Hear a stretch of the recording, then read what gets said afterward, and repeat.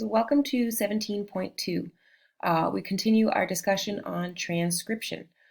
And so let's remember that transcription is going to occur, both transcription and translation occur in 3 steps.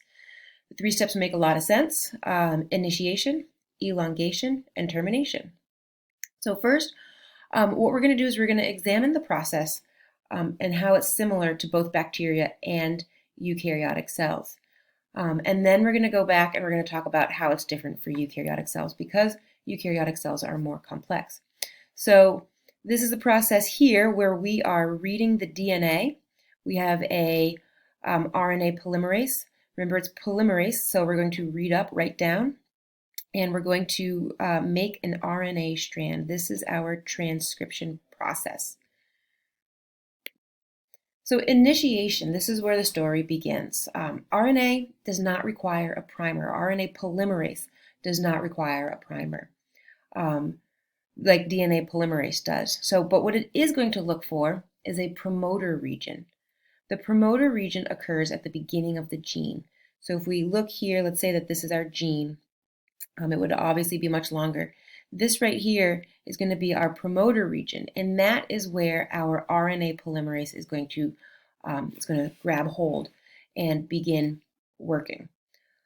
So in bacteria, and only in bacteria, there is a terminator region at the end right here. And so it's going to grab onto the promoter region, and then it's going to pass a point right here called the start point, and after the start point, it's just going to start transcribing. And then it's going to stop at the terminator region. RNA polymerase is going to, when it grabs hold of the promoter region and it passes the start point, remember that the start point is just at the end of the promoter region. It's going to open, it's going to unwind, and it's going to add nucleotides as it moves along, just like we saw in DNA replication. So the polymerase is going to move downstream, and it's going to elongate in a 5' 3' direction. So it's going to write down. It's going to write in a 5' to 3' direction. And as it moves past the start point on the promoter region, it's going to move into this section right here on the DNA. Remember that it's reading the DNA, and this section on the DNA is called the Transcription Unit. So remember that the transcription unit is on the DNA.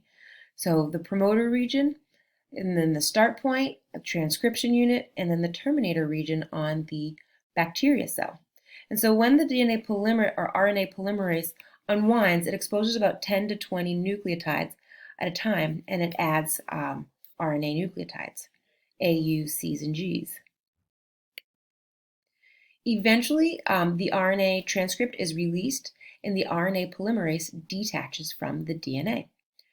So here, that's termination. So that's our big picture: initiation, elongation, termination.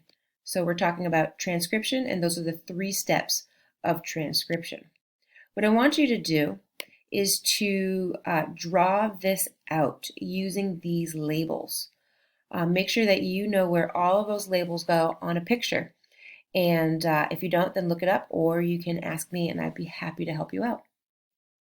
So that is the scenario for both bacteria and eukaryotic cells. Before you move on, do this. But after you pause this and do that, let's talk about eukaryotes.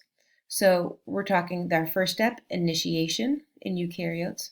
So it's transcription, initiation, elongation, termination. In eukaryotic cells, initiation includes a group of proteins called transcription factors. So here's our promoter region, here's our start point right here, and here's our transcription factors. These transcription factors are going to exist, or they're going to attach to a spot on the promoter region called the Tata box. It's called the Tata box because it's filled with T's and A's. And this Tata box with the transcription factors are going to help the RNA polymerase to grab a hold of the RNA. So it's going to help it to attach. So once the RNA polymerase II is attached onto the transcription factors, which are on the ta-ta box in the promoter region, it's going to start zooming along downstream past the start point and go into the transcription unit, read in the transcription unit.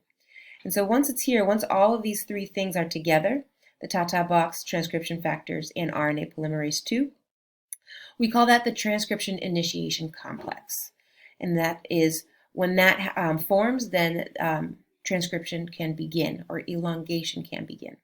So initiation is sort of this process of all of these pieces coming together. Elongation occurs about 40 nucleotides per second, and several RNA polymerases actually can bind at the same time. So if the trait needs to be expressed more heavily, so for example, sometimes you produce more estrogen than other times, so then you're going to have more RNA polymerases. Once one attaches on and zooms down, another can attach and zoom down. And so this is going to allow for it to express at a greater rate. So in bacteria, termination ends with a terminator sequence in the DNA. That terminator sequence is going to cause the RNA polymerase to detach and to release the transcript. This is what's going to happen in bacteria. This is not what's going to happen in a eukaryotic cell. That would make too much sense, right? So in eukaryotes, RNA polymerase II reads and transcribes a sequence called a polyadenylation sequence. This is a sequence of 6 nucleotides at the end, so where that terminator region would be. It's a region of 6 nucleotides. It's not universally AAU, AAA, but we're going to use this sequence as our polyadenylation signal sequence. So when it reaches this polyadenylation sequence, it's going to continue moving down the strand of mRNA, and it's going to cut the mRNA, so that pre-mRNA strand, about 10 to 35 nucleotides down the downstream. So the RNA polymerase II is still attached, and it reaches that AAU, AAA sequence, and it keeps moving down, and then it's going to about 10 to 35 sequences or nucleotides down. It's going to release the mRNA strand, but it's going to hang on. The RNA polymerase is going to not let go. Before we move on, I just want to let you know that this 10 to 35 nucleotide sequence is going to later be used to create that poly A tail that we've talked about in the past. So that should help you remember the polyadenylation signal, the poly A tail. So here's our last slide. We said that the polymerase II does not let go of that RNA strand or DNA strand. It's sort of like it doesn't know when to stop. It just keeps going. And so enzymes are going to follow behind it and degrade the unnecessary growing strand.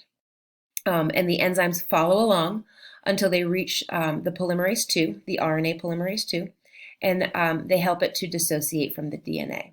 So at both times, the RNA polymerase II needs help to attach onto the RNA and to detach, and it uses enzymes to help it to do that. What I want you to do to prepare for our next section is I want you to do the same thing as you did with the transcription before, but I want you to draw out eukaryotic transcription. And I want you to be able to use all of these labels. So be able to label all of these words on a picture and be able to explain eukaryotic transcription before you move on to 17.3. I hope this helps, and please let me know if you have any questions.